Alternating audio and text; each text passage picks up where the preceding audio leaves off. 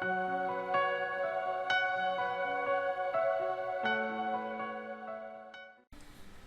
everybody, Enigma here, and I'm playing Shroud of the Avatar today. Before I jump into the game, I just wanted to show you some of my favorite updates that they put into the game here. There was a full wipe, so when you see me start the game, I'll be creating a brand new character and starting from scratch, which will give me a good opportunity to show you player creation and the opening scene when you first start in the game. So let's get to the updates. The very big one is combat, pets, and taming. They added the functionality to tame animals in the game. I believe you're going to be able to tame bears and wolves to begin with. So that's pretty cool that you'll now be able to tame animals. I won't be able to show you that right away because, of course, I'll need some time to figure it out. But when I do, you bet your ass I'll be making a video about it. So right on. In addition to taming, the random encounters got reworked to make them more engaging. There are now different scenarios such as highway robbery, farm animals, wild herds, rare goods, haunted ruins, wolves. The roving encounters were delayed. They were going to put that in this release.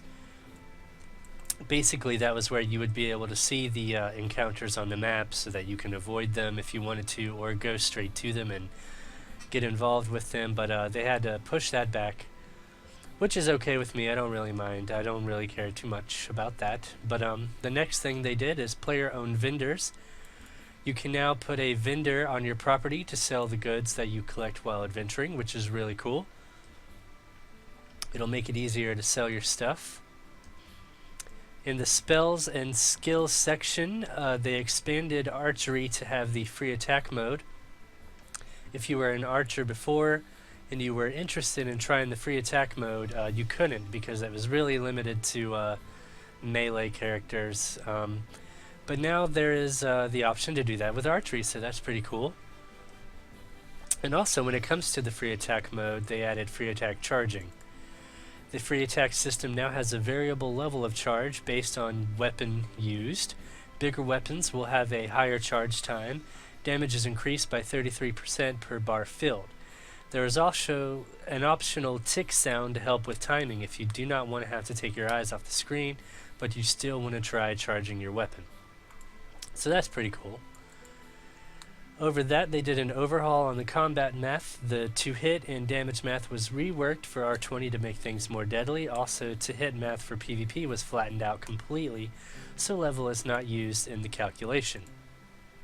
So that's cool. When it comes to maps, they polished a whole bunch of other scenes and added a couple new ones. And one of the things that's really cool about that is there is an NPC in Ardoris, which has new crowdsourced dialogues for all NPCs in Ardoris, and there's Ardoris Boatman. Basically, it's to provide faster travel around Ardoris. A boat service has been introduced, which is really, really awesome. When it comes to player-owned towns, there is the dynamic lot placement tool. So if you own a player-owned town in Shroud of the Avatar, you have the ability to place lots wherever you like in your town. So that's really awesome that they got it in this early in the game, so you can really create your own town to be the way you want it to, which is pretty awesome. They also got 113 new player-owned towns into the game. So that's awesome, and here is a list of all the names. If you want to go ahead and pause the video, you can read all of these, because I'm not going to look at all of them and read them to you. That's just too much. So right on, let's go on to the next addition, which is creatures. Trolls. The very first large creature is alive and angry, it says. In addition to presenting a major challenge to fight, finally, it has pushed along a lot of cool new features, including turning animation support, head and body tracking, and 180-degree attacks, which is also another fancy way of saying area of effect attack, which allows large creatures to spin completely around to get at attackers trying to stay behind them. The troll has a set of viciously powerful skills at his disposal, many of which will knock you down and or backwards. Even his death generates damage if you are too close to his gigantic falling body. So we gotta watch out for that, and also coyotes were added into the game. Big whoop right there. Coyotes, woohoo! When it comes to crafting, the taming collars and summoning whistles were added into the game for you to make. If you are going to do some taming, you have to craft the taming collar. Once you've got that on your pet, you'll either tame the pet or you won't, but you got to have the taming collar to attempt taming, and you got to have the whistle to summon the pet after you've tamed it. Awesome material colors for weapons and shields. Weapons and shields and stuff now take on the color of the metal of which it was crafted with, which is really awesome. And more resource nodes were added for providing gold and silver ore. You can also make your own books in the game now. You can print them and use them as decorations. That's really cool. Control points got a major overhaul as well. They finally block movement across the overworld map. When you come to a control point, you must enter the scene and get past the fortification in order to get to the other side. In future releases, they plan to continue expanding functionality for control points to include things like NPCs, merchants, quest givers, etc. that only appear when players are in control of the area. So that's pretty awesome. They redid the quest turn-in interface. When turning in items for a quest you have completed, there is now a user interface that can be used instead of having the item automatically pulled from your inventory. Really cool. And another cool thing that they added is the ability to emotes while you're sitting down. Players were really requesting that feature, so they went ahead and put that in. They redid some of the houses and stuff, and there's some new plants and decorations that you can use to decorate your lots, which is really cool. So those are most of the updates that I found really awesome. So let's go ahead and get to character creation. So there we go. I've logged into the game and I'm now at the character creation. This is the female model that it starts you out with. I'm going to go ahead and give her a spin around real quick so you can see what she looks like. She's not been changed or anything because I'm not going to do a female character. I play with a male character personally, so let's go ahead and switch it to male. There we go. So I've selected my male avatar, and I'll show you a lot of the options that it gives you in regards to character creation. It gives you several options to choose from. When it comes to skin tone, you can choose a very light complexion, or you can go to very dark if you would like. I'm going to go around one of these skin tones right here. I think this is me right here. There we go. So let's go to hairstyle. You can choose your hair color. You can make blonde, brown, dark color. You can do red, white, whatever you want to do right here. And I'm going to go ahead and go brown on here. I'm going to try to make this character look like myself in real life. So there we go. I like the brown color. Now let's go to hairstyles. You can look at the mohawks. There's a couple other options. You can do braids. You can do the bun. Here's the braids right here. Let's turn them around. There you go. He's got kind of two long braids in the back right there. That's pretty cool. Next up we have bun. There we go. He's going to have a little bun tied up on the back of his head. You can do that if you wish, or you could go here to this hairstyle, which is called Page. And I think it's really funny looking. I would never choose a character with this hairstyle, but if you'd like to, you're more than welcome to. I'm not going to. I'm going to go switch it back to slick, or, well, this is bald right here, but I'm going to go to slick. This is what I like. Okay, now let's do facial hair. Right. Here's the frontier mustache. It's your regular old mustache. Reminds me of a police officer. The next one is the trimmed mustache, which is the really small pencil thin one. And there's the merchants, there's the Van Dyke, the goatee, and the Van Dyke looks pretty cool. And the goatee's not bad at all, not bad either. What I like is the full beard though, so let's go with the full beard. Here it is. There we go. Now he looks like a cool guy. Now we can start making changes to his face. So let's click right here, and as you can see, I can change his eye color. You've got a lot of options on eye color, even green. There's kind of a very dark green color right here. There's a yellowish color. You've got these sliders so that you can adjust the height of the eyes. There you go. You see the eyes going up and down when I slide that. Let's put it back down to where it started from. There we go. You can choose to adjust the spacing in the eyes if you want to do that as well. Just move the slider and you can make the eyes further apart if you wish. Kind of funny looking, there you go. I'm going to leave that one right there. Now you can choose to make the eyes kind of squinty or wide open if you like. That looks like he's had about 14 coffees. This looks like he's about to get asleep. I'm going to choose... You know what, I need to try to make him look like myself, so I'm going to go with that right there. Alright, now let's go to the eye size. And this one, I think, I'm not really sure what this is changing. I can't really see it right here. Can you? Oh, I think it's the actual size of the eyeball. Yeah, there we go. Now this one's tilting them, if you want to tilt the eyes in and out like that. There you go. And here's the bulge. There you go. If you put that all the way down and pull it all the way back up, you can see his eyeballs kind of poking out of his skull. That's kind of funny.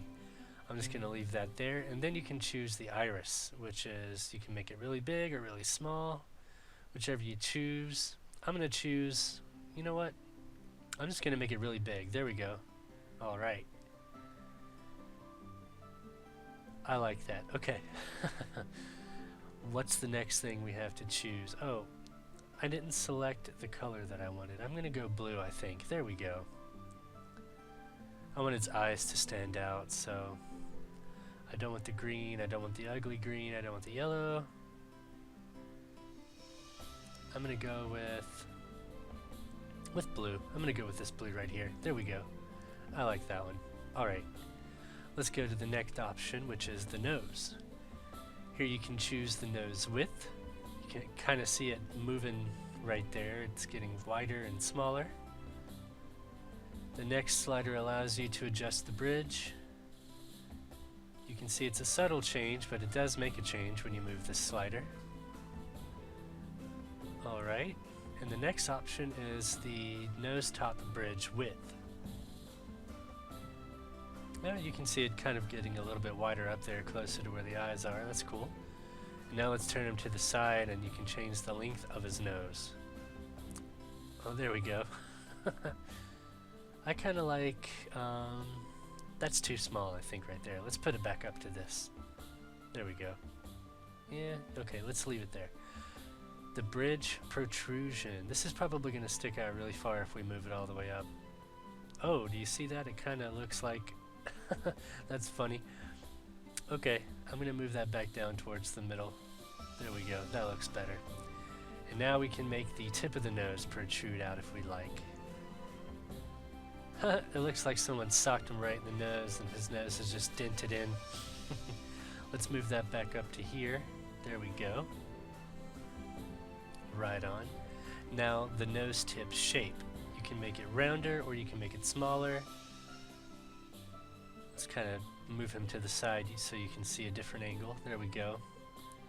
I'm going to leave that here. And here's the nose tip position. You can make it hang down or you can make it poke up, whichever one you like. Now let's change the nostril exterior width. So you can see his nostrils can flare out really far if you'd like, or you can make them a little bit smaller. I'm going to leave them right there. Now the nostril exterior height. Doesn't seem like much of a change on that one. Let's go to the brow protrusion. Oh, you can see his forehead, his eyebrows are kind of like poking out a little bit. There you go. Now they're going up and down when you raise the brow position. And the brow roundness kind of makes them a little bit rounder, I guess. I can't really tell a difference. Let's just go on to the next one, the mouth and the cheek. We can change the cheekbone position with this slider right here. There we go, and then we can do the cheek fullness. Look at that. That's funny. It looks like he's got a full mouth of something. There's a cheekbone size. We can change that if we'd like. Let's leave this one right here. Now let's change the mouth protrusion. Oh, look at his mouth. That's funny. You can really make some weird looking people if you wanted to. I'm sure there are people out there who will make the craziest looking characters that they possibly can. Let's go ahead and change the mouth width. We don't want it to be too big. There we go. Now let's change the top lip thickness. going to leave that down right about right here. You can do the bottom lip thickness also if you'd like. And the next options you have are the top lip. No, we already did that one. Here's the bottom lip thickness. Oh, we did that one as well. The filtrum width, and I think that is the little U part on the top lip. I'm not really sure, but I can't see much of a change in moving this slider around. So let's just leave it right here where it kind of was in the beginning. There we go. Now you can change the under and overbite if you want. There we go. I'm going to leave this one about right here. I want it to be normal looking. There we go. Okay, now let's go to the next one, which is the jaw. I'm going to move him sideways so you can kind of see what I'm doing here. This slider changes the jaw plane roundness. So you can move it all the way down, all the way up. If you want to change that, you can see the difference happening when I pull the slider up and down. I'm going to move that all the way out, just for the heck of it. Here's the jaw corner roundness. You can change that if you'd like. I don't see much of a difference there, probably because of the beard. Now let's go to jaw protrusion. You can see the difference right there under the ear, where the jaw comes out from the side of the head. Yeah, you can see his jaw from the back of his head when I turn him around. Let's leave that right there. And then you can make the chin wider, if you'd like. There we go. I'm going to leave that right there.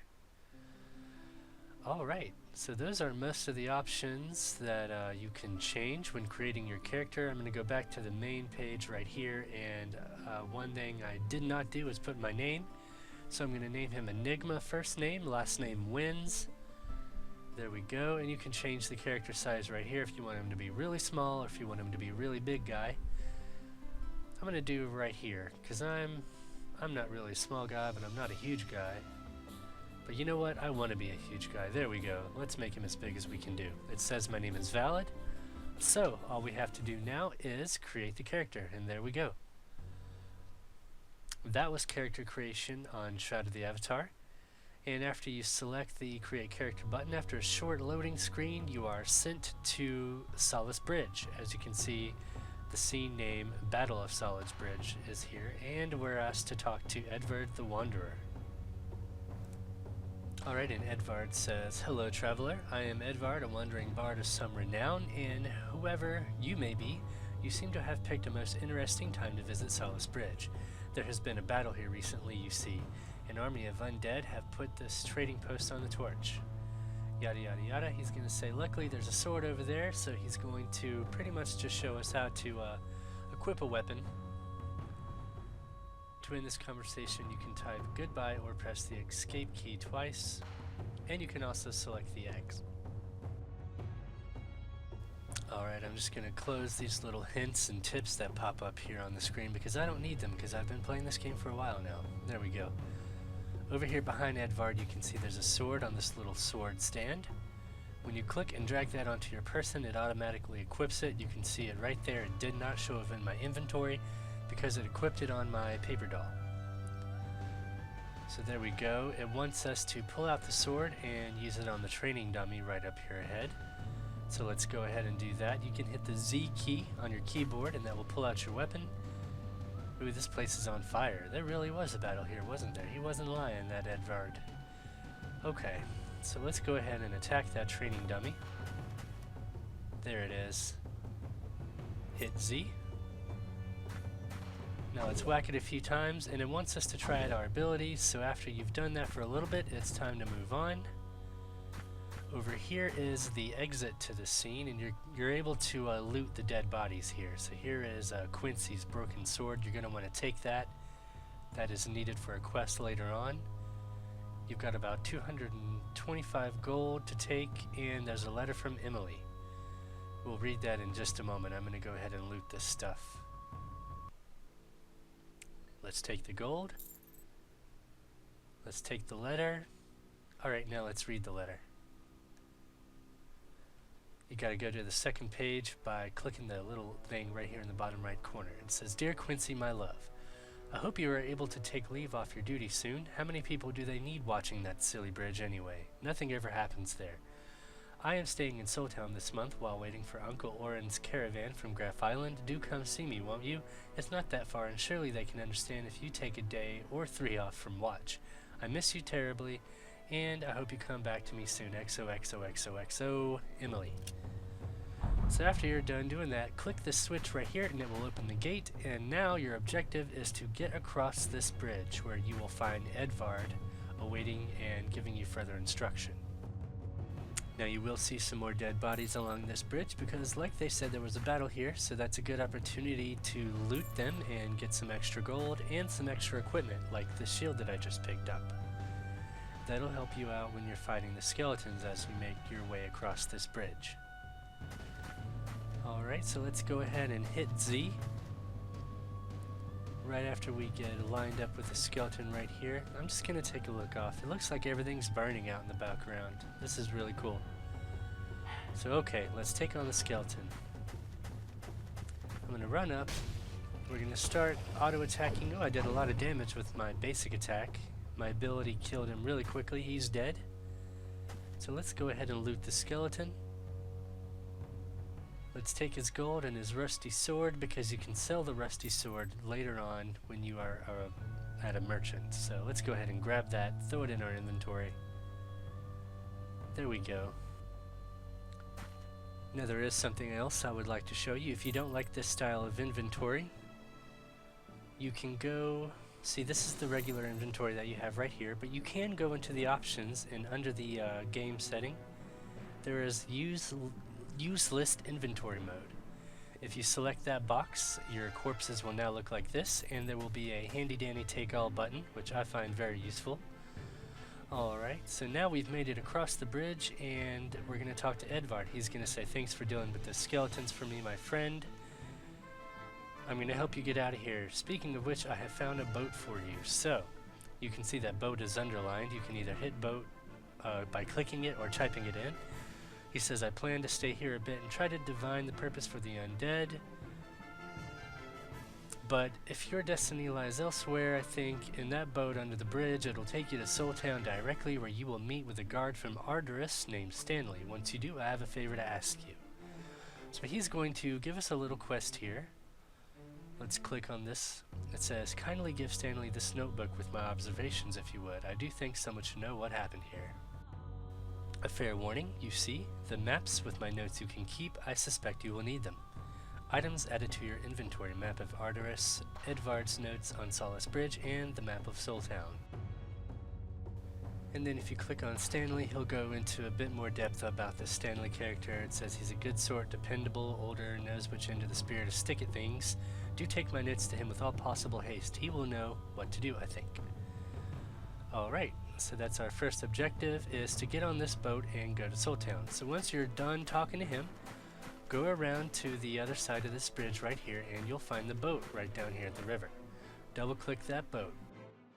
And once you have completed the opening scene for Shroud of the Avatar, which included the tutorial to show you how to put things in your inventory and how to equip weapons and shields and armor, and you're good to go. So there's going to be a quick loading screen, and we're going to show up here in Soul Town. There we go. And now we're thrust into the game, and as you can see, there are other players here who have also just finished the opening scene, and they are talking to this guard, who I assume is Stanley, so let's go talk to him. What you're going to do is just double click him, just like you did with Edvard. That's how you start any conversation with any NPC. Yep, that's Stanley. So after you talk to Stanley, he's going to give you some information, and he's basically going to tell you to check in with the refugees right here. They're right across the street from Stanley. This is where you're going to get a couple quests that are good to do as a beginning new, fresh avatar in this game. Some of them aren't going to be so helpful though, like this fella right here. This guy was rude. He says, greetings to you, blah blah blah blah blah. Basically, I was asking him if he could tell me where Jeff is, because that's who Stanley told me to see over here, and he told me to shove off, so that's rude. So after you're done talking with these refugees, don't forget to check in with the tour guide, which is over here. In the middle of town, you'll find the tour guide, the blue robotic-looking fellow, the Automobot, I guess that's what they're called, and the Automaton bot. I don't know what they're called anymore. Who cares? Anyway, Each release, you are given a quest by these guys, and completing that quest will give you a rare hat.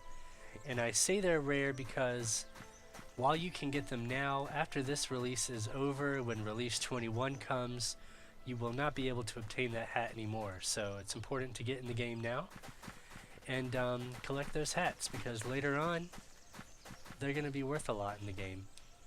And as always, you can hit your J key to pull up your journal. This will show you information that you've jotted down which would be important to you in the game. It's not your conventional quest log, but it is a way to keep up with things that you've learned. And you can also go and talk to the town criers, just like this one here. These guys are in every single town that you find, and they're pretty useful because they give you information like what lots are available if you're interested in placing a house, what type of lots are available, and you can set a compass destination if you wish to find this place later on, if you leave. So, also, the skill trainer is right over here in Soul Town, right in front of this red and white awning. You can double click him to train your skills. And if you're interested in having pets and combat allies, which are animals, you'll be happy to know that animal taming is now in the game. I can't show you how it works right now because I haven't figured it out yet, since this was a wipe and I'm having to start brand new. But yeah, I'll have a video on that later on. So as always, like the video if you liked it, dislike it if you didn't, subscribe. I will have more videos. Thanks for stopping by. This was Enigma. Have a good one.